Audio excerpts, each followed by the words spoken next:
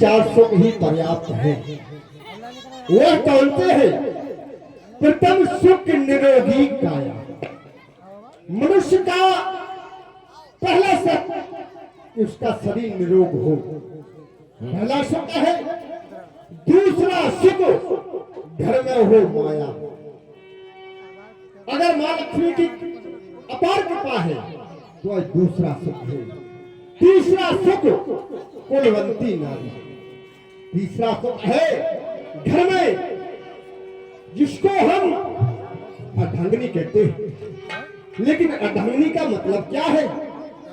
इस शरीर का आधा अंग, इस शरीर का आधा अंग, उसे हम अर्धांगिनी कहते हैं। लेकिन लोग उसे केवल भोग की वस्तु बनाकर रखता है। लेकिन साक्षात लक्ष्मी है, साक्षात दुर्गा है, साक्षात अन्नपूर्णा है और साक्षात भगवती दुर्गा है। जिस रूप में इनको देखना चाहते हो, जिस रूप में इनका दर्शन करना चाहते हो, उसी रूप में इनका दर्शन है। अन्नपूर्णा जिस समय रसोई बनाती है उस समय अन्नपूर्णा, और लक्ष्मी तो सदा है। लेकिन इसका व्यवहार होने के नाते केवल मनुष्य इसे कहां कल्पना दी स्त्री। यह स्त्री नहीं है, साक्षात दुर्गा है, साक्षात भगवती है, साक्षात लक्ष्मी है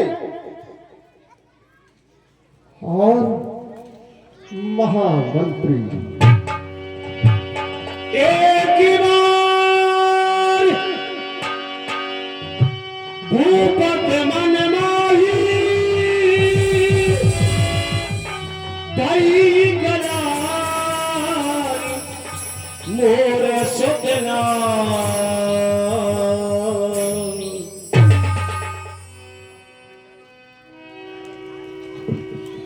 हे महाराज, अभी अभी आप अपनी